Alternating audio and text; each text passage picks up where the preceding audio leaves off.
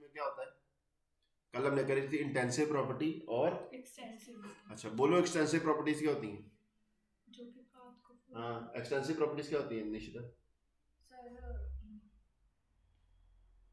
हाँ क्या होती है शिवानी? लेंथ एरिया ये सब एक्सटेंसिव है और इंटेंसिव अमाउंट के ऊपर डिपेंड करती हैं। एक एक्सटेंसिव प्रॉपर्टी को दूसरी एक्सटेंसिव प्रॉपर्टी से डिवाइड करते हो। आई से याद रखो ना, दिमाग का दही क्यों कर रहे हो? आई means intensive independent of the amount, extensive extent के ऊपर डिपेंड करती होंगी। ठीक है जी। अब देखो स्टेट वेरिएबल का तो स्टेट के ऊपर डिपेंड करते हैं, पाथ वेरिएबल पाथ के ऊपर डिपेंड करते हैं। जितने भी आप चीजें पढ़ोगे वर्क और हीट को छोड़ के बाकी सारी क्या होंगी? State variables. ठीक है जी, जो इस चैप्टर में पढ़ी जाएंगी। Pressure, volume, temperature, energy, heat, ठीक है, एंट्रोपी, एंथैल्पी, ठीक है, फ्री एनर्जी, सब क्या है? स्टेट वेरिएबल्स हैं। ठीक है जी, यानी किस रास्ते से गए उसके ऊपर डिपेंड नहीं करता, डिपेंड करता है कहाँ से कहाँ पहुँच गए। ठीक है जी, स्टेट के ऊपर, ये बात याद रखना। अब देखो, अब अगर कहते हो हम थर्मोडायनेमिक्स में क्या बोलेंगे, थर्मोडायनेमिक प्रोसेस क्या होता है? अगर सिस्टम एक स्टेट में से दूसरी स्टेट में पहुंच जाए तो we say a thermodynamic process has occurred. System एक स्टेट से दूसरी स्टेट में चला गया तो मतलब जब स्टेट चेंज हो जाए सिस्टम को हम बोलेंगे थर्मोडायनेमिक प्रोसेस हो गया, बात खत्म होगी। When the system changes from one state to another, the operation is called as process, thermodynamic process। ठीक है जी। अब कौन कौन सा होता है? Isothermal process. Iso mean same, thermal मतलब टेम्परेचर। जब यानी कि जब ये टेम्परेचर होगा, ये प्रोसेस होगा तो इसमें टेम्परेचर कांस्टेंट रहेगा, सिस्टम का टेम्परेचर चेंज नहीं होगा। जैसे आपने बॉयल लॉ पढ़ा हुआ है, प्रेशर वर्सेस वॉल्यूम, जैसे करके आइसोथर्म बन जाता ना। आइसोथर्म बोलते थे ना ग्राफ्स को, क्यों बोलते थे आइसोथर्म? क्योंकि टेम्परेचर चेंज नहीं हो रहा। The process system isothermal if the temperature remain fixed, that is operation is done at constant temperature. ध्यान से पढ़ लेना। और एक चीज तुमको की पॉइंट बता देता हूँ, ये तुमने वहां पढ़ा था, एवरेज काइनेटिक एनर्जी किसका फंक्शन होता है? 3/2 था फॉर्मूला स्टेट्स ऑफ मैटर में। ठीक है, भूल गया? सब दही हो गया दिमाग का, ठीक है ना? तो यानी काइनेटिक एनर्जी किसके ऊपर डिपेंड करती है? टेम्परेचर। के तो कांस्टेंट है, बोल्ट्जमैन कांस्टेंट। ठीक है जी। तो यानी कि आपका जो क्या बोलते हैं एनर्जी, ये काइनेटिक एनर्जी किसको, टोटल जो इंटरनल एनर्जी होगी तुम्हारी, अल्टीमेटली तुम देखोगे काइनेटिक एनर्जी जो है कंट्रीब्यूट करती है किसको? इंटरनल एनर्जी को। तो यानी कि इंटरनल, अगर टेम्परेचर कांस्टेंट है यानी कि एनर्जी भी क्या रहेगी? कांस्टेंट रहेगी। यानी कि आइसोथर्मल प्रोसेस में इंटरनल एनर्जी चेंज होगी कि नहीं होगी? होगी कि नहीं होगी? बोला करो। नहीं होगी, कॉन्फिडेंट रहा करो। ठीक है जी। मैं भी नलायक ही था, ठीक है, अब नहीं हूँ पर। अब E1 था और E2 था। ठीक है जी। E1 इनिशियल स्टेट में एनर्जी है, E2 फाइनल स्टेट में एनर्जी है। अगर process is isothermal, E2 will be greater than E1, E2 will be less than E1 और E2 will be equal to E1। Tell me, isothermal process equally होएगा क्योंकि वो उसमें change नहीं ना। हाँ, यही बात मैं बोलना चाहता हूँ। समझ गया? क्लियर है शिवानी? चलो जी। अब ये देखो, अब E2 minus E1, in final state में से इनिशियल स्टेट की एनर्जी माइनस करोगे तुम्हारे पास क्या आ जाएगा? डेल्टा ई आ जाएगा, चेंज इन इंटरनल एनर्जी। यानी कि आइसोथर्मल प्रोसेस में डेल्टा ई की वैल्यू क्या होगी? Zero. This is the concept. अगर आपको क्वेश्चन में आइसोथर्मल आ गया ना वर्ड न्यूमेरिकल में, तो आपने क्या बोलना है? उससे बोला हुआ डेल्टा ई निकालो, डब्ल्यू निकालो, क्यू निकालो, बड़ा कुछ बोलने, एच निकालो, डेल्टा एच निकालो। ठीक है जी, क्लियर है? तो आपने सीधा क्या बोला? आइसोथर्मल प्रोसेस है, डेल्टा ई जीरो। चल दबाओ, बाकी निकालते हैं। ठीक है, इतना ही लिखना है रीजन कि आइसोथर्मल प्रोसेस है, डेल्टा ई क्या जी? जीरो है। ठीक है जी, बस और कुछ नहीं चाहिए अपने को। क्लियर? आगे बकवास अब ये कैसे होएगा? अगर मैं इसको अभी छड़ो करा, ठीक है, ग्राफिकली इसको कैसे एक्सप्लेन कर पाएंगे हम आइसोथर्मल प्रोसेस को? 2 मिनट देखें ग्राफ। आइसोथर्मल प्रोसेस का ग्राफ देख लो, P versus V, T1 T2। ठीक है जी। ये P वर्सेस, या तो ऐसा ग्राफ हो सकता है या तो ऐसा हो सकता है। ये किसके बीच में है? P versus V। ये किसके बीच में है? P versus T। अब तुमको कैसे पता आइसोथर्मल देख के? बताओ, इस ग्राफ को देख के कैसे पता चल रहा है कि आइसोथर्मल प्रोसेस है? कैसे दिख रहा है बताओ? हाँ जी, प्रेशर की वैल्यू तो इधर बढ़ेगी ना ऊपर की तरफ, बट टेम्परेचर की वैल्यू तो इधर बढ़ेगी। बट अगर आप एक डंडी देखो, ठीक है जी, तो एक डंडी के क्रॉस तो टेम्परेचर कांस्टेंट रहता है, वेरी गुड, शाबाश, यही सुनना था मैंने। ठीक है जी, गल का तो गल क्लियर हो गई है। अब यहाँ से देख के बताओ, ये यहाँ पे कंप्रेशन हो रही है कि एक्सपेंशन हो रही है? इन दो लाइनों को देख के बताओ। हाँ बताओ। जब प्रेशर घटेगा तो वो कॉन्ट्रैक्ट करेगा और जब प्रेशर बढ़ेगा तो वो एक्सपैंड करेगा, क्योंकि दूसरी ओर में ठीक है ना, इधर वाली यार ऊपर जा रही है, यानी कि ये क्या हो रही है, एक्सपैंड, ये नीचे की तरफ आ रही है, क्या हो रही है, कॉन्ट्रैक्ट। कॉन्ट्रैक्शन। ठीक है जी, बात क्लियर हो गई। अब तुमको ये भी पता था आइडियल गैस की क्वेश्चन, ये ना P V equal to nRT, question पढ़ी थी हमने। अब क्या होगा, P 1/v NRT, P versus 1/v ये ग्राफ है। ठीक है, अगर टेम्परेचर कांस्टेंट है, ये सारी साइड, ये अमाउंट कांस्टेंट होगी, ये सारी साइड क्या होगी, कांस्टेंट होगी। ठीक है ना, हाइपरबोला ग्राफ बन गया। अब बताओ, अब देखो अगर मैं बोलूं ये बना, ये एक आइसोथर्म है, ये दूसरा आइसोथर्म, मेरे को कैसे पता चला टेम्परेचर T1 जा रहा है कि T2 जा रहा है? बताओ भाई, वहां पे भी बताया था, यहाँ पे बताओ। ये देखो P versus 1/P versus V graph बनेगा, तो देखो क्या हो जाएगा।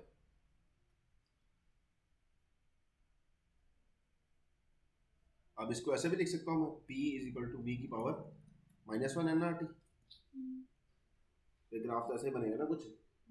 ठीक है, अब मेरे को बताओ, ये तो एक पर्टिकुलर वैल्यू के लिए प्रेशर जैसे ये बढ़ेगा तो इसको साथ मल्टीप्लाई, क्योंकि आंसर क्या होएगा, बढ़ता जाएगा ना, क्योंकि ये न्यूमरेटर में, ये क्या है, डिनोमिनेटर, यानी कि टेम्परेचर ज़्यादा होगा तो एक ये वैल्यू का, प्रेशर की वैल्यू का दी जाएगी ज़्यादा।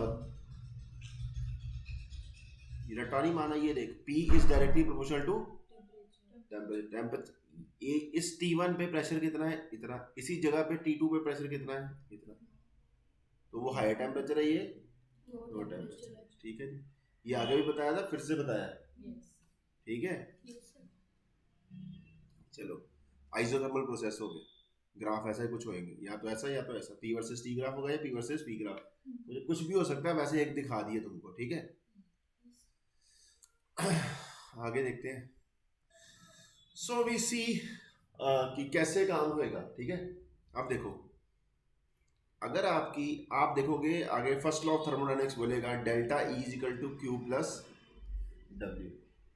Delta E is equal to, यानी कि अब मान लो आपकी इनिशियल स्टेट में एनर्जी E1 थी, फाइनल स्टेट में एनर्जी E2 थी, तो ये क्या होगा, E2 माइनस E1, यानी कि आप एनर्जी जो है, इंटरनल एनर्जी चेंज की जा सकती है। कैसे, या तो मैं आपको एनर्जी, आपकी एनर्जी चेंज करना चाहूँ, कैसे चेंज कर सकता हूँ, आपकी एनर्जी बढ़ाना चाहूँ, कैसे बढ़ा सकता हूँ, आपको गर्म करना शुरू कर दूँ, चाय के चाय के पानी को गर्म करना शुरू, उसकी एनर्जी बढ़ जाएगी मॉलिक्यूल की। दूसरा कैसे बढ़ा सकता हूँ, या तो उसके ऊपर काम करूँगा, उसके ऊपर काम करूँगा तब जाकर एनर्जी, अगर वो काम करे, अगर मैं काम करता हूँ तो मेरी एनर्जी क्या हो जाएगी, डिक्रीज। अगर मैं किसी और के ऊपर काम करूँगा, उस मेरी एनर्जी डिक्रीज होगी, बट उसकी एनर्जी क्या हो जाएगी, बढ़ जाएगी। ठीक है, इसीलिए क्या होता है कि यू कैन चेंज, इसका मतलब क्या होता है, you can change energy of any system either by providing heat और by providing work, by doing work on the system. ठीक है जी, ठीक है, इसीलिए delta equal to Q plus W होता है। ठीक है जी, अब देखो, अगर जब वो काम करेगा सिस्टम, ये पिस्टन पड़ा हुआ है ऊपर, ये मान लो मिट्टी रखी हुई है, ठीक है, ये गैस है यहाँ पे। ठीक है, अब जब मैं इसको पिस्टन, ये मिट्टी हटाता जाऊंगा, क्योंकि अभी क्या है, एक टाइम ये पिस्टन बैलेंस्ड है, जितना प्रेशर ऊपर लग रहा है उतना ही प्रेशर नीचे से लग रहा है। ठीक है जी, कल भी बोला था एक्सटर्नल फोर्स के अगेंस्ट काम करता है ये प्रेशर। अगर ये ऊपर राइज करना है तो इसको इस प्रेशर के अगेंस्ट, जो ऊपर से प्रेशर लग रहा है उसके अगेंस्ट काम करना पड़ेगा। समझ लग गई है? इसको ऊपर की तरफ अगर धक्का मारना है तो जो प्रेशर ऊपर से लग रहा है उसके ऑपोजिट काम करना पड़ेगा ना। ठीक है, एक होती है ड्राइविंग फोर्स, एक होती है अपोजिंग फोर्स।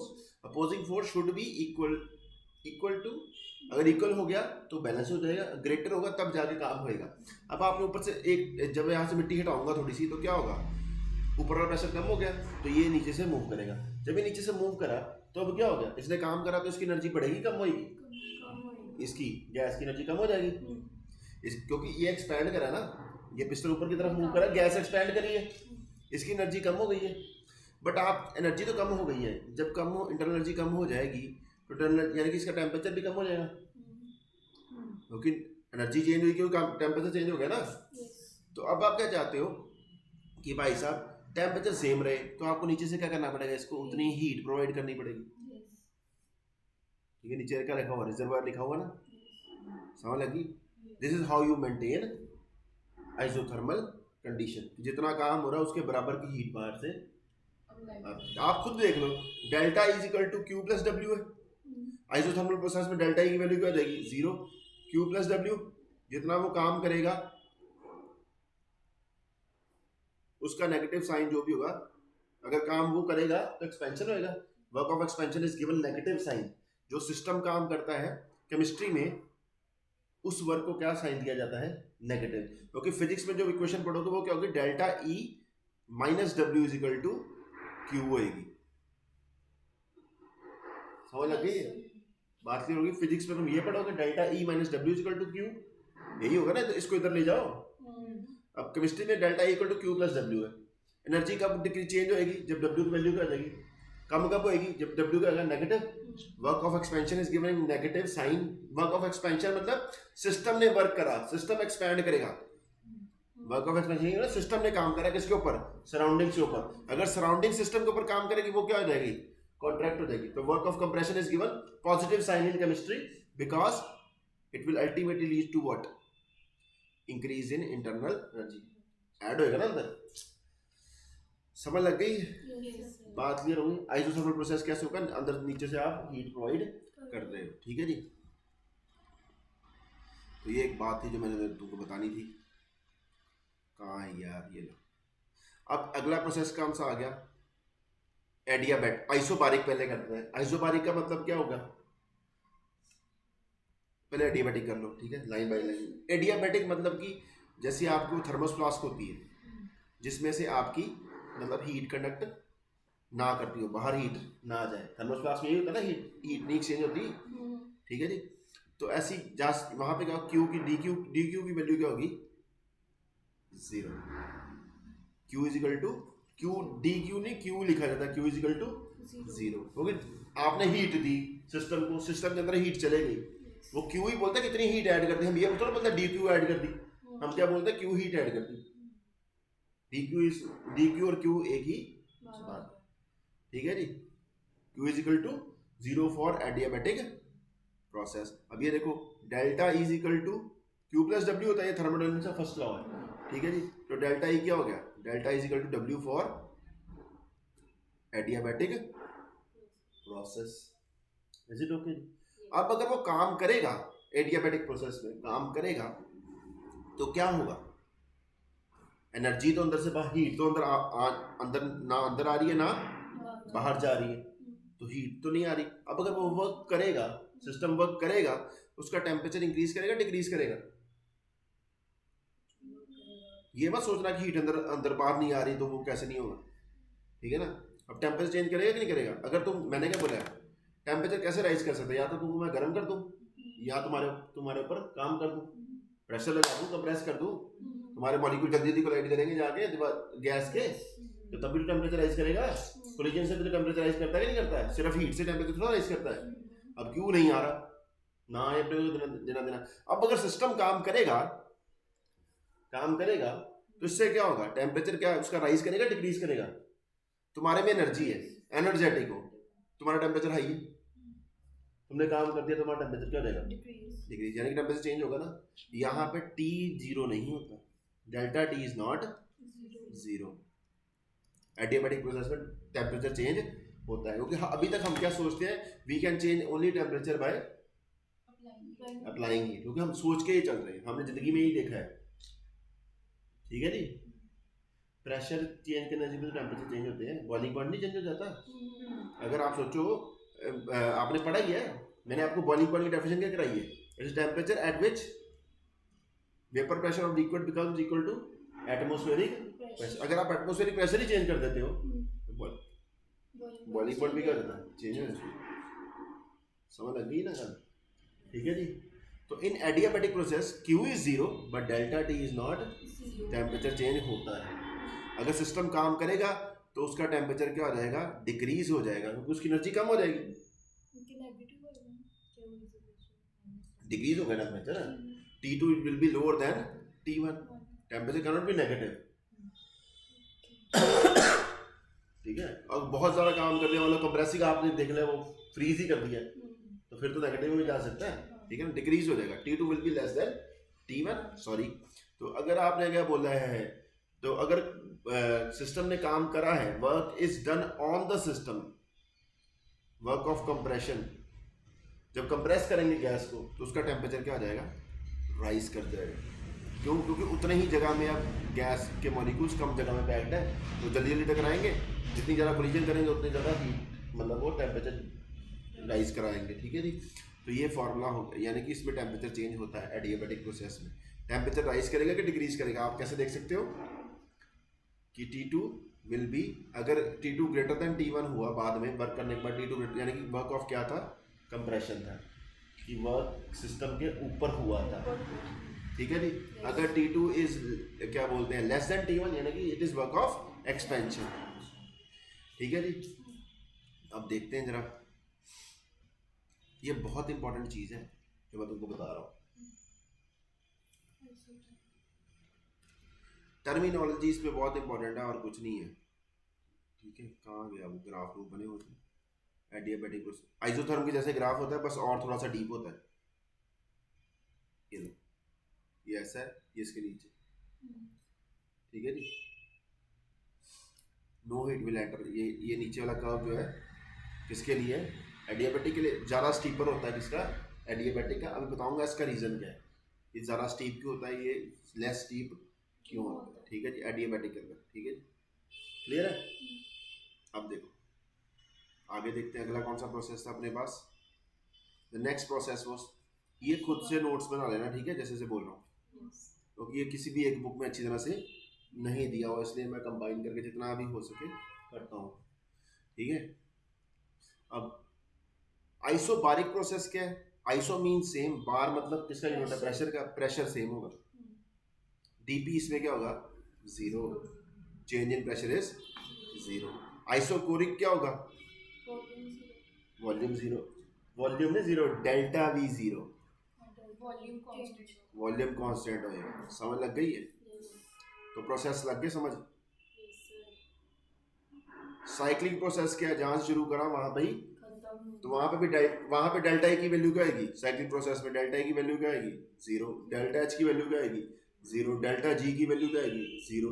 डेल्टा एस की वैल्यू क्या आएगी, जीरो। क्यों, बिकॉज E2 माइनस E1 करना, E2 और E1 क्या है, सेम ही है, तो इसलिए ये सारी, यहाँ पे H2 माइनस H1 करना, यहाँ पे G2 माइनस G1 करना, यहाँ पे S2 माइनस, ठीक है जी। तो ये सब क्या है, जीरो ही होंगे, ठीक है। चेंज इन एनी मतलब थर्मोडाइनमिक वो जो आप पढ़े हो ना चीज़ें, वो सब क्या आएंगी, जीरो आएंगी ना। साइक्लिक स्टेट फंक्शन होगी, स्टेट के ऊपर डिपेंड करते हैं, इनिशियल और फाइनल स्टेट ही सेम हो गई है, तो इसीलिए इसके स्टेट फंक्शन की value, change in value of state function, आपने कल दिखा था ds is equal to zero. W की वैल्यू साइक्लिक प्रोसेस के लिए क्या होती है, नॉन जीरो। Q की वैल्यू साइक्लिक प्रोसेस के लिए क्या होती है, नॉन जीरो, ठीक है जी, ये आपने याद रखना, ठीक है जी। अब ग्राफिकल क्वेश्चन देख लेते हैं, इसको ग्राफ कैसा कैसा आएगा, कैसे पता चलेगा ग्राफ की शेप क्या क्या हो सकती है, कैसा कैसा ग्राफ बना सकते हो। Hello, isobaric process, P is constant, d P equal to zero. ये प्रेशर वर्सेस वॉल्यूम ग्राफ है, ये प्रेशर क्या है, वॉल्यूम तो इधर चेंज हो रहा है बट प्रेशर तो क्या रह रहा है, सेम, ठीक है जी। अब ये देखो V वर्सेस T, प्रेशर की बात ही नहीं हो रही, इस एक पर्टिकुलर लाइन पे प्रेशर क्या रहेगा, कांस्टेंट, इस एक पर्टिकुलर लाइन पे प्रेशर क्या रहेगा, कांस्टेंट, ठीक है जी, क्लियर है। अब इसको कैसे पता लगना कि कैसे आएगा, PV इक्वल टू nRT, याद रखो, तो V equal to nRT by P। V versus T graph है ना, कहाँ पे प्रेशर ज़्यादा होगा, अगर प्रेशर बढ़ाओगे तो वैल्यू नीचे आ जाएगी, ठीक है ना, यानी कि नीचे वाले प्रेशर ज़्यादा है, ऊपर वाले प्रेशर कम, बात खत्म हो गई। P versus T, P versus T, ये देखो ग्राफ चाहे जिसका मर्जी बीच में, अगर प्रेशर चेंज ही नहीं है, प्रेशर की वैल्यू ये चेंज हो रही है, चेंज हो रही है, तो this is also isobaric process, ठीक है जी। ऐसे हाँ जी बोलिए, ये वाला कैसे आइसोबैरिक हो गया, टेम्परेचर ग्राफ किसके बीच में बना हुआ है, वॉल्यूम और टेम्परेचर, तो वेरिएबल क्या है ये चीजें, तो प्रेशर क्या होगा, करा नहीं चार्ल्स लॉ, प्रेशर कांस्टेंट ठीक है जी। अब अगला आइसोकोरिक प्रोसेस, सेम ही चीजें होंगी, क्लियर। प्रेशर कौन से वॉल्यूम कौन से के टेंपरेचर कुछ भी आपने रट्टा नहीं मारना है, आपने देखना है क्या है, देख के पता चल जाएगा क्या चीज कॉन्स्टेंट है। अब ये क्या है, ये वॉल्यूम है, इधर की तरफ वॉल्यूम बढ़ रहा है, ग्राफ किसके बीच में है, प्रेशर और, हाँ प्रेशर तो बढ़ गया बट वॉल्यूम नहीं बढ़ा, प्रेशर तो चेंज हो गया बट वॉल्यूम चेंज नहीं हुआ, तो ये आइसोकोरिक है। ये volume versus temperature, temperature change हो गया और वॉल्यूम की वैल्यू इस टेम्प यहाँ से यहाँ तक टेम्परेचर चल जाए तो वॉल्यूम यही रहता है, तो this is also isochoric.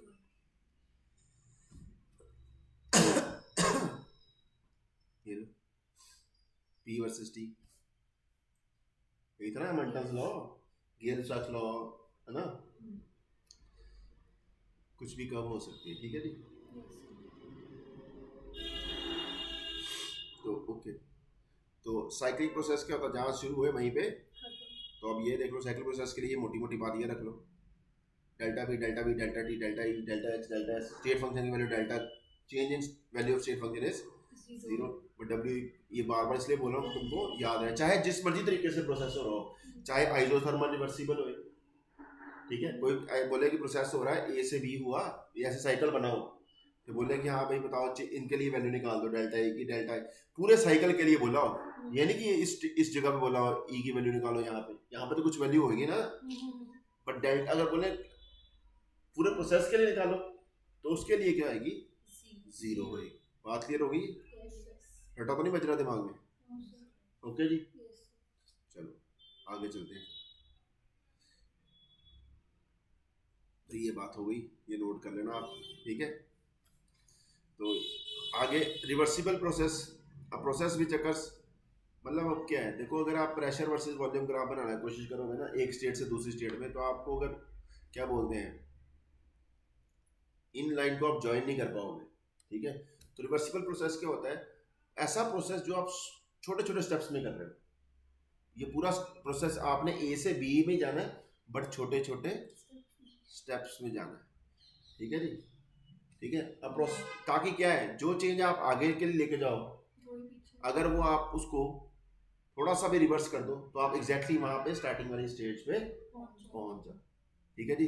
System और सराउंडिंग हमेशा एक दूसरे के साथ क्या रहते हैं, इक्विलिब्रियम, रिवर्सिबल प्रोसेस, ठीक है जी। अपने आप को इस हिसाब से एडजस्ट कर लेता है, ताकि अपना प्रेशर या टेम्परेचर इस हिसाब से एडजस्ट कर लेता है ताकि वो हमेशा क्या आए, इक्विलिब्रियम में बना रहे, ठीक है जी। Reversible process which occurs infinitesimally slowly, मतलब बहुत छोटे छोटे स्टेप्स में, अपोजिंग फोर्स, अब क्या है देखो, रिवर्सिबल क्या होगा, ये पिस्टन था, ठीक है, मैंने कोई डायग्राम बनानी, मैं वहीं पे चलता हूँ, बुक के अंदर डायग्राम खोली तो थी, ठीक है, क्लियर है। ये देखो अब यहाँ पर रेत रखी हुई थी ऊपर, मैं एक दाना उठा लूँ रेत का, थोड़ा सा प्रेशर में चेंज होएगा, स्मॉल अमाउंट, उधर थोड़ा चेंज हो जाएगा, जल्दी से वो क्या फिर से इक्विलिब्रियम क्या हो जाएगा, रीस्टोर हो जाएगा। This is the meaning of, एक तो तरीका कि मैं सारी की सारी एक बार में हटा दूँ, वो क्या एकदम से एक्सपेंड कर जाएंगे, वो क्या होगा, इरिवर्सिबल। अब अगर मैं एक मिट्टी का मतलब ऊपर से दाना उठा लूँ, ठीक है, थोड़ा सा एक्सपेंड कर जाएगी, अगर वापस रखूँ फिर से उतना ही वापस आ जाएगी। This is the meaning of infinitesimally slowly. A process which occurs infinitesimally slowly, opposing force is infinitesimally smaller than the driving force, यानी कि external pressure will be nearly equal to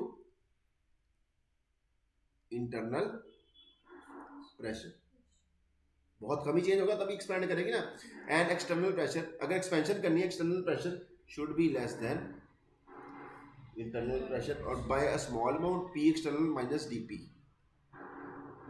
is equal to P internal, बहुत small change होगा।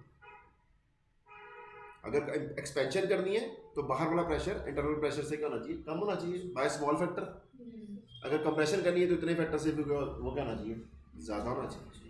समझ लग गई है, clear है, ठीक है। In fact, reversible consider proceed from initial state through an infinite series of small stages and every stage is virtually in state of equilibrium. Reversible process is an ideal process and cannot be realized in practice. ठीक है जी, बात clear हो गई। पर हम यहाँ पे ज़्यादातर जो कैलकुलेशन करेंगे इसको लेके ही चलेंगे। ठीक है जी। अब इरिवर्सिबल प्रोसेस क्या है? बहुत तेजी उससे हो जाए, ठीक है जी, और एक बार जो चेंज आ गया उसको रिवर्स करना, यानी कि पूरा का पूरा जो जिस रास्ते पे गए उसी रास्ते पे अगर हम वापस ना जा पाए, यानी कि जिस रास्ते से आए से उसी रास्ते को हम अगर एग्जैक्टली रीट्रेस कर पाए तो वो क्या होता है? Reversible process. अगर एग्जैक्टली रीट्रेस ना कर पाए तो वो क्या होता है? ठीक है, ये झटके से हो जाते हैं। ठीक है, जैसे एग्जांपल देते ऊपर सारे के सारे मैं उठा दूं। When the process goes from initial to final state in single step in finite time and can not be reverse, it is termed as. जितने भी तुम्हारे स्पॉन्टेनियस प्रोसेस है वो सारे क्या हैं? ठीक है जी। और वैसे इरिवर्सिबल, अब ये कहा, ये भी क्या अल्टीमेटली हमको लग रहा है कि वो क्या है? रिवर्सिबल नहीं है, बट वो भी कहाँ पे रीच कर चुके हैं? इक्विलिब्रियम पे। ठीक है जी, क्लियर है? In such a case, equilibrium state exists only at initial and final stage of process, and irreversible is spontaneous in nature. ये पहले बोल दिया, जितने भी spontaneous process हैं वो क्या है जी? Irreversible. It is real and can be performed in practice. All natural processes are irreversible. झरने से पानी नीचे गिरना, ठीक है जी, ऊपर चढ़ाना, मोटर लगानी पड़ेगी, that is non spontaneous। ठीक है जी। स्पॉन्टेनियस की डेफिनेशन दो होती है, स्पॉन्टेनियस प्रोसेस है, non spontaneous process. Spontaneous process क्या होता है? या तो एक बार शुरू कर दो अपने आप होता रहे, या तो अपने आप ही हो जाए। इवेपोरेशन स्पॉन्टेनियस है। अगर मैं बोलूं आग लगा दो पेट्रोल को, जब तक सारा का सारा पेट्रोल नहीं जल जाएगा तब तक आग, दैट इज। अब मैंने पहले स्टार्ट तो किया ना, या तो मैं एक बार शुरू करूं तो चलता रहे, या अपने आप ही हो जाए, that is called spontaneous. Non spontaneous process क्या होता है कि जैसे मान लो झरने से पानी तो नीचे गिर गया, अब मैं करता हूँ मोटर लगा के नीचे से पानी ऊपर भेज देता हूँ, ठीक है। अब मैं मोटर को स्विच ऑफ कर दूंगा तो क्या पानी चढ़ता जाएगा ऊपर? दिस इज नॉन स्पॉन्टेनियस, क्योंकि शुरू किया, जब तक फोर्स लग रही है तब तक चल रहा है, जब तक फोर्स, जैसे ही फोर्स बंद कर दी वो प्रोसेस होना भी क्या होगा? बंद होगा, जिसको अर्जी नहीं है होने की, that is called non spontaneous process. ठीक है जी। अब इसके बारे में और बातें मैं रिवर्सिबल और इरिवर्सिबल के बारे में नहीं करूंगा, ठीक है।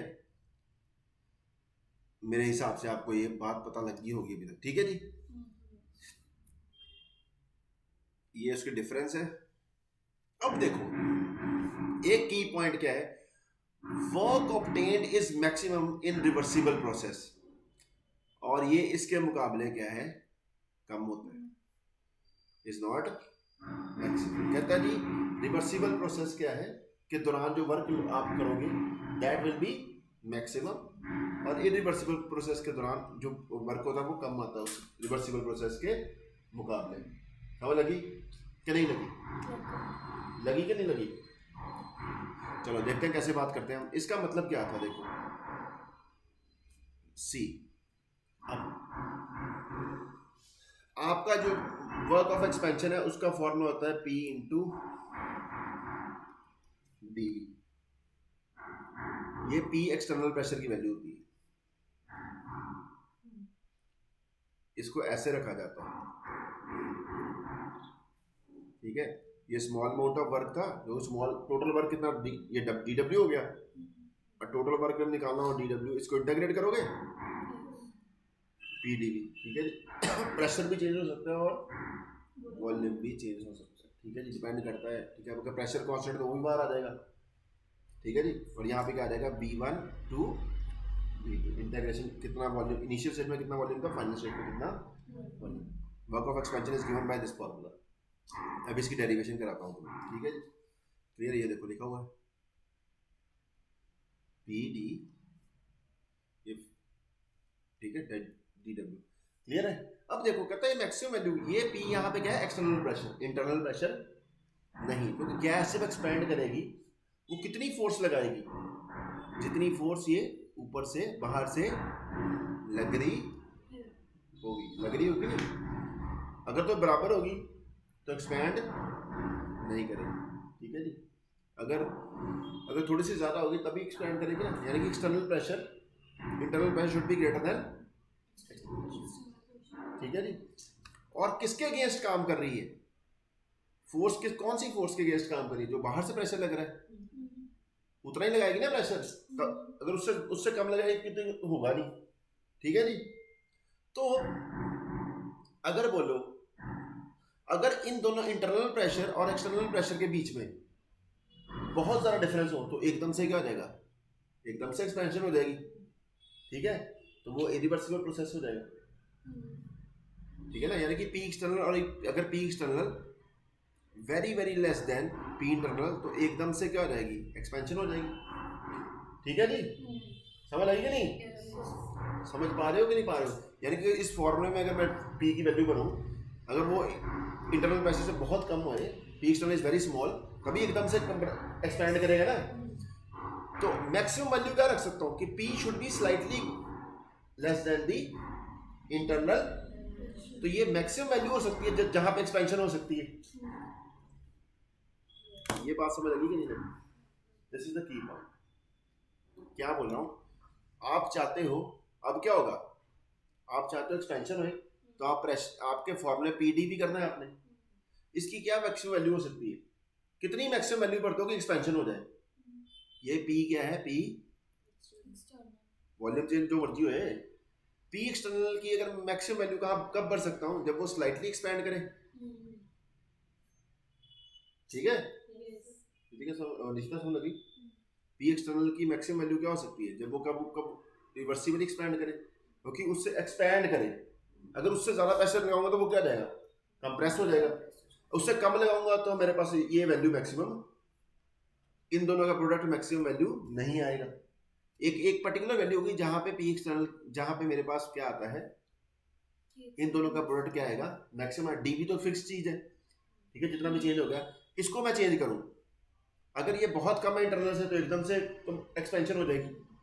मैं चाहता हूँ स्लाइटली रिवर्सिबली एक्सपैंड करे। रिवर्सिबली एक्सपैंड करे तो मैं इसके और इसके प्रेशर में क्या होना चाहिए? बहुत हल्का सा डिफरेंस। यानी कि पी एक्सटर्नल की मैक्सिमम वैल्यू जो हो सकती है वो हम भर देंगे फॉर्मूले में। इससे अलग जो भी वैल्यू भरेंगे वो क्या होगी? रिवर्सिबल प्रोसेस के मुकाबले क्या होगी? कम होएगी। समझ लगी? तो इसीलिए रिवर्सिबल प्रोसेस की जगह किसी और इरिवर्सिबल प्रोसेस में वर्क डन क्या होता है? कम होता है, और work done is maximum in reversible process. अगर ये बात आपको समझ में लगी है तो बताओ, नहीं लगी तो भी बताओ। क्या? क्योंकि आपका फॉर्मूला पीडीवी था, क्योंकि आपका फॉर्मूला क्या था? यह फॉर्मूला था, यह फॉर्मूला क्या है? क्या हो रहा है?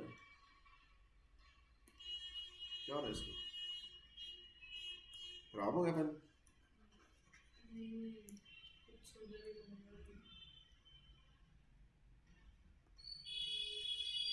खराब हो गया है ना? लग रहा था?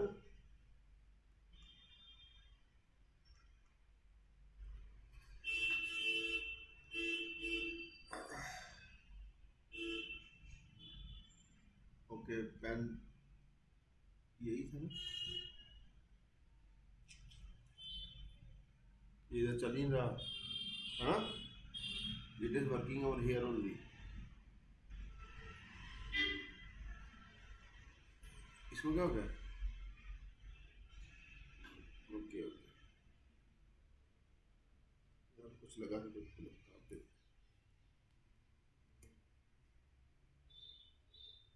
ओह माय गॉड, शिट मैन, बताना चाहिए। हाँ जी, चलो। The formula is P dV and P here is P. यहाँ पे क्या है? एक्सटर्नल प्रेशर है, क्योंकि जब एक्सपैंड करेगा वो आपने जो काम करा, कितना काम करा, कितनी फोर्स इनटू डिस्टेंस, और फोर्स जो बाहर की फोर्स है उसके मुकाबले होनी चाहिए ना। तो यहाँ पे आप जो पी लेते हो वो क्या है? एक्सटर्नल प्रेशर लेते हो, ठीक है जी। ये आप याद रखना, okay.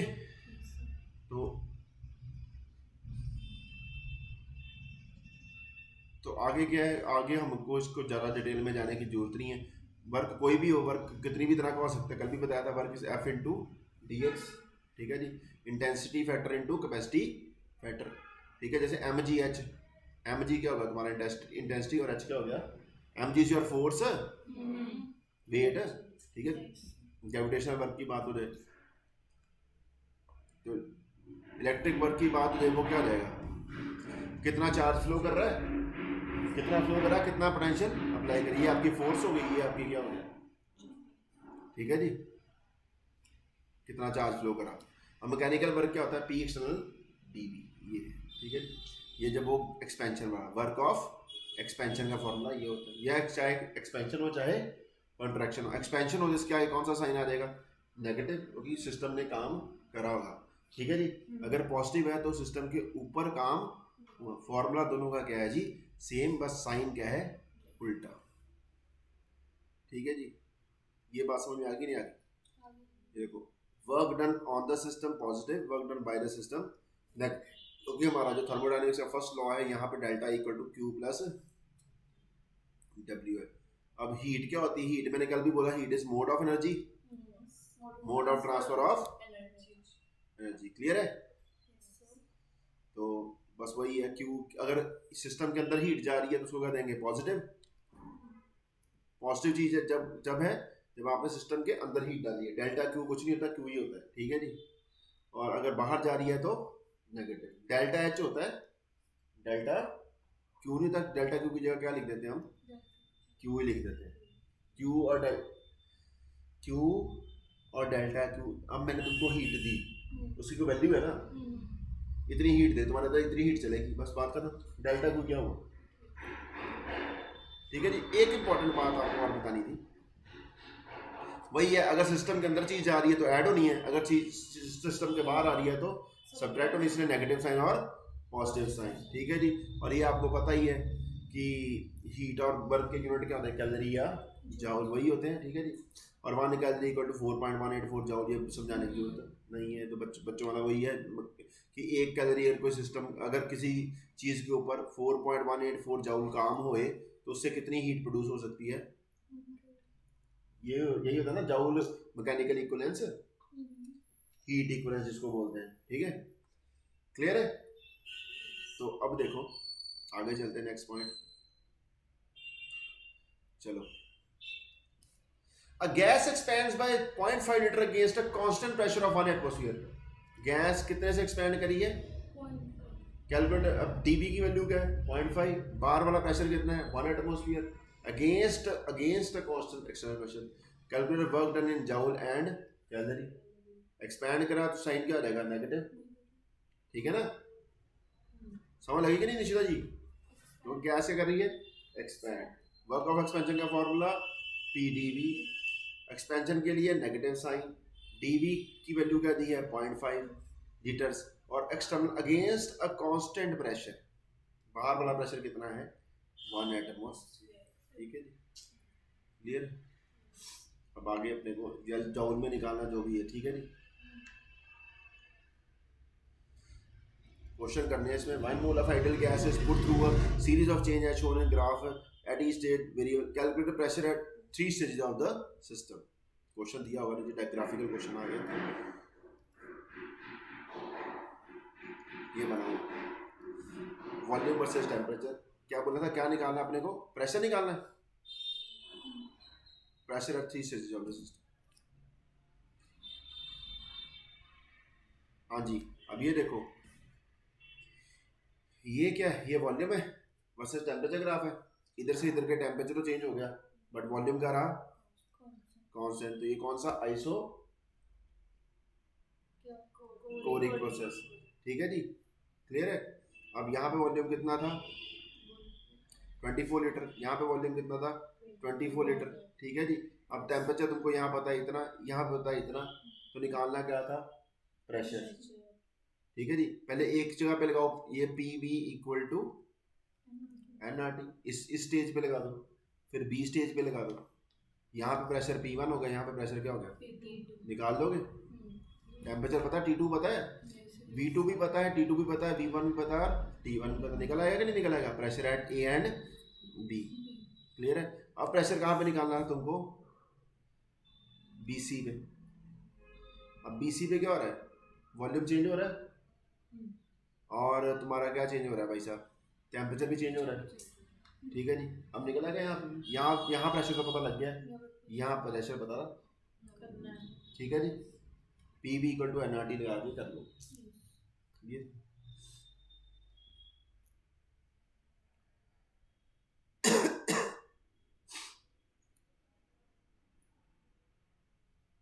Temperature volume is half that of, जो भी बोला उसने, सी से ए गए, ठीक है जी। अब तुमको उसको आगे क्या करना है, आगे भी कुछ क्वेश्चन में पार्ट बोला था, लेबल करना है प्रोसेस क्या क्या है। Name the process during the following changes, A to B, B to C, C to A.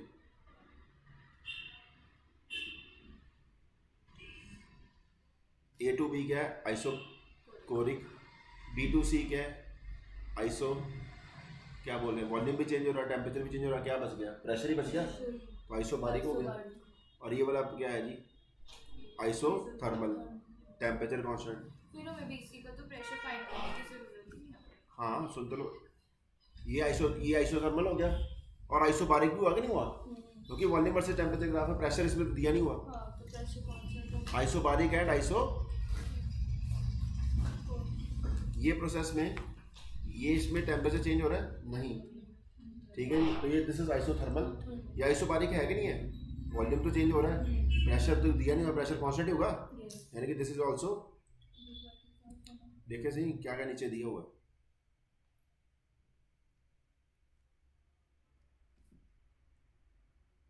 A to B volume isochoric, सीधा सिंपल बता दिया। बी टू सी प्रेशर मेन कांस्टेंट, तो आइसोबारिक हो गया, यानी कि प्रेशर फाइंड करने की अपने को जरूरत नहीं थी, ठीक है जी, देख के पता चल गया। अब during the change from C to A temperature remains constant, the process is isothermal, ठीक है जी। Overall the process is cyclic and, ये क्या पूछा, ठीक है जी।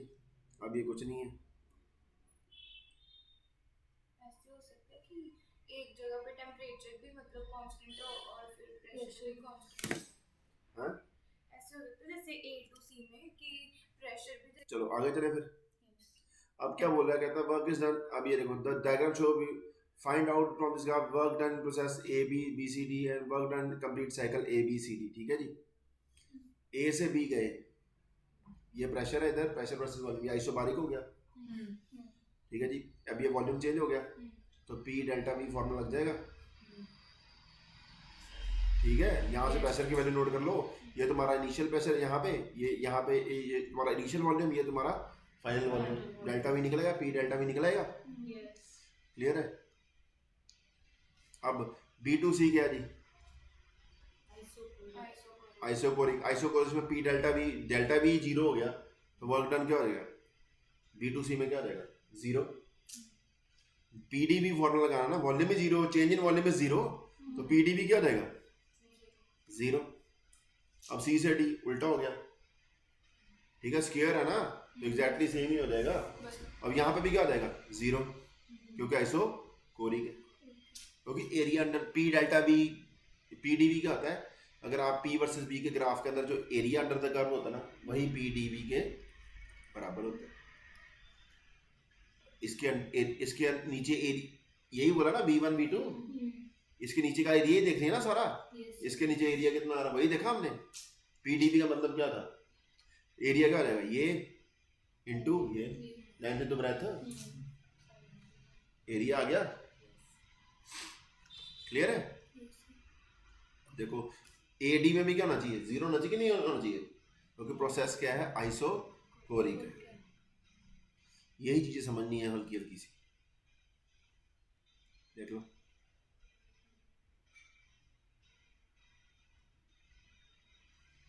ठीक है, अब तुम बोलो कि यहाँ पे भाई साहब देखो, साइक्लिक प्रोसेस में मैंने क्या बोला, डब्ल्यू क्या हो सकता है, नॉन जीरो। देखो ना, यहाँ से जब तुम पी डी बी लगाओगे, यहाँ पे फॉर्मूला जब पी डी लगाओ, प्रेशर की वैल्यू होगी 12 इंटू जो भी इसने लिखा हुआ, ठीक है, वॉल्यूम की वैल्यू यहाँ से देख लोगे।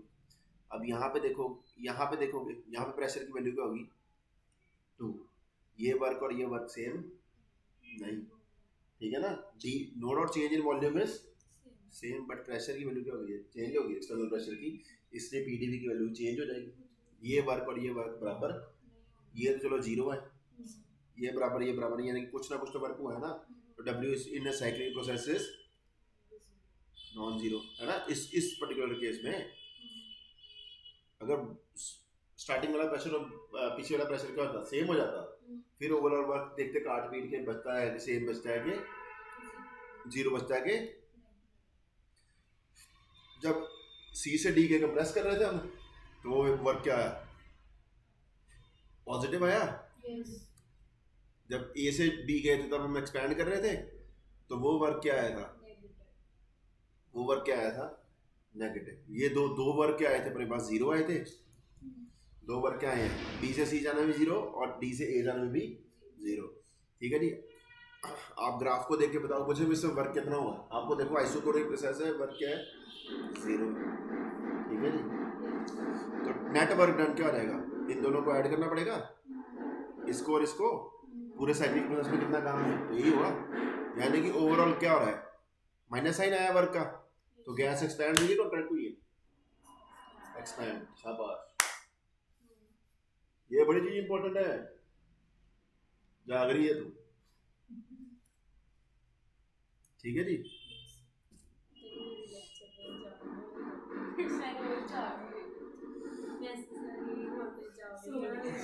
ओके देखो, calculate the work done when 1 mole of water at 373 gas 373 Kelvin vaporizes against an atmospheric pressure of assume ideal gas behavior।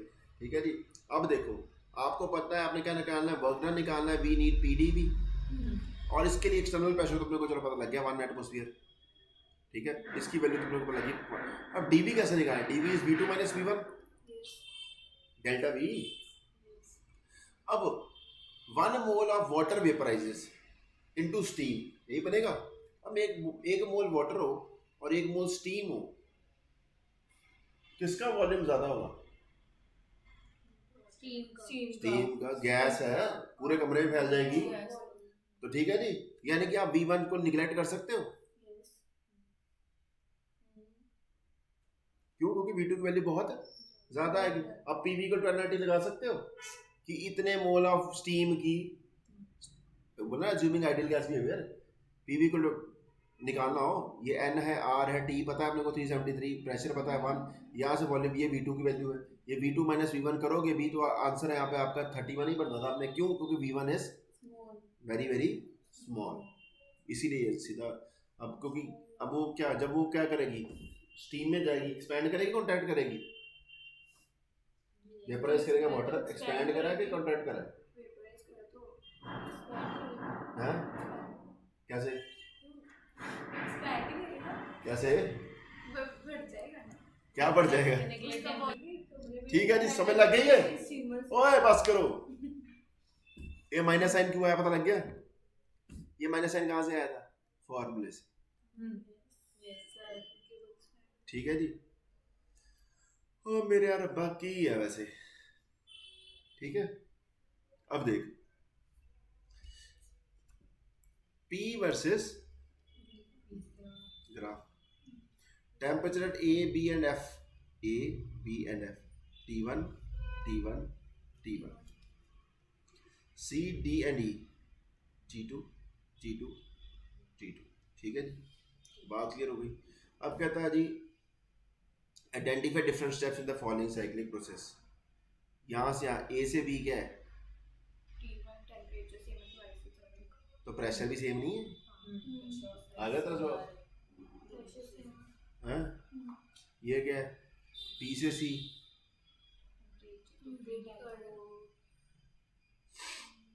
Temperature different है, तो टेम्परेचर आइसोथर्मल में होता है टेम्परेचर चेंज, एडियाबैटिक में, ठीक है, ठीक है जी, एडियाबैटिक। अब ये देखो, ये बताओ,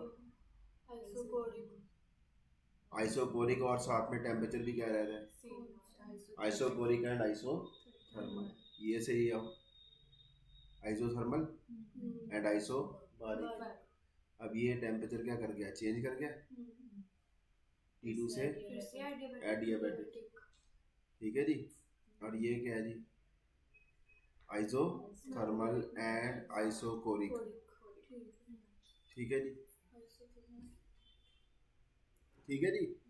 क्योंकि ये आपको ऐसे साइकिल बना होगा, फिजिक्स में तो क्वेश्चन ज़्यादा आएंगे इसके ऊपर, एरिया अंडर द कर्व, इस साइक्लिक प्रोसेस का वर्क निकालो, हीट निकालो, डेल्टा ई निकालो, डेल्टा एच निकालो, ठीक है जी, सारा कुछ ऐसा कुछ साइकिल पर वो तो पता लग गया, सब कुछ क्या हो जाएगा, Zero. जीरो हो जाएगा। बाकी डब्ल्यू क्यू निकालना पड़ेगा हमको, पहले आइडेंटिफाई करना है ये प्रोसेस कौन सा है, आइसोथर्मल है क्या है, ठीक है, उसके अकॉर्डिंग फॉर्मूले लगेंगे, ठीक है जी। Isothermal, isochoric, isothermal, isobaric. अब सर अगर हमने इसी का वर्क निकालना है हाँ, तो फिर मतलब क्या क्या फॉर्मूला ऐसे लगेंगे? अभी तो एक ही फॉर्मूला कर रहे एक ही हैं, करना है। सीवीडीटी भी है, आगे टेम्परेचर चेंज होगा अभी तो सबके वर्क डन का, different different अब होगा। देखना आगे जा करेंगे, बीच में मत बोलो, ठीक है जी। शादी हुई है, बोलते हैं बच्चे का नाम क्या है जी, साल लगता है बच्चे कम से कम, चैप्टर भी शुरू है, मेरा कितना पेज है, चौथा पेज है, तुम चौथे उठाने पहुंच गए, ठीक है, चैप्टर को उठा लो मुझे, ठीक है जी। अब देखो, one mole of mono atomic gas that is following cyclic process, ठीक है जी, तभी क्वेश्चन करा रहा हूँ, ठीक है। Calculate T1 T2 delta E Q W in calories for each step, calculate T1 T2, 20 litre इतना एटमॉस्फेयर, ये इतना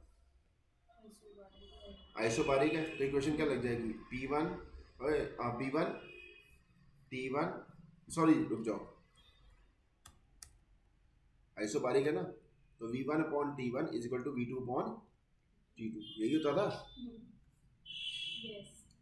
तो V1 पता है अपने को,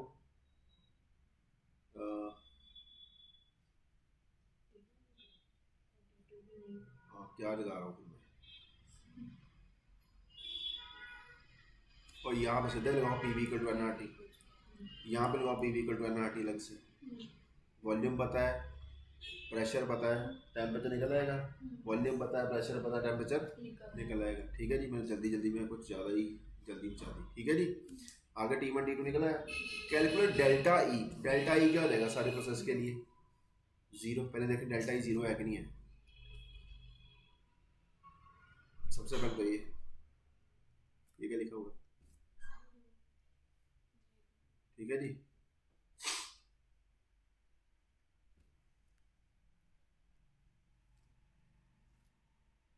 एंड में डेल्टा ई जीरो नहीं निकाला, एक बार डेल्टा ई जीरो, ठीक है जी। अब ये फॉर्मूले अपने को, ये देखो भाई साहब,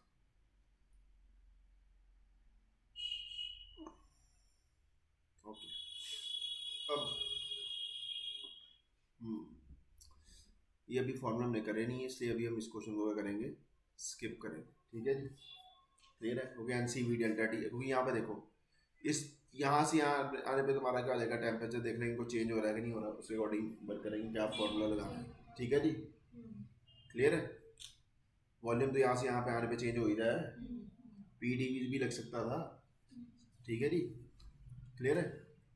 अभी देखेंगे PdV लगेगा, ठीक है, प्रेशर कांस्टेंट है तो PdV लग ही जाएगा, क्योंकि P तभी लगेगा ना, देखो PdV लगा, क्योंकि आइसोबारिक प्रोसेस है, PdV लग गया, पहला तो अपने को फॉर्मूला आता ही है, ए से बी जाने में आइसोबारिक प्रोसेस है तो PdV फॉर्मूला लग गया, ठीक है जी।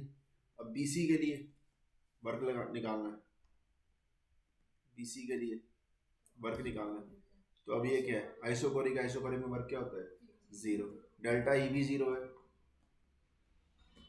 ठीक है जी। क्यू भी क्या है जी, डब्ल्यू भी जीरो है, तो क्यू भी क्या हो जाएगा, इस जगह पे ये भी होना चाहिए था, नहीं क्यू, अब टेम्परेचर चेंज हो गया कुत्ता,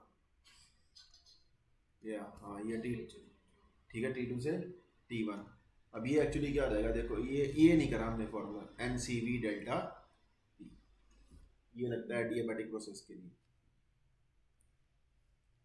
क्यू निकालने के लिए, W निकालने के लिए, सॉरी क्या निकालने के लिए, कर लिया, ठीक है जी, आगे करेंगे फिर जाके, ठीक है।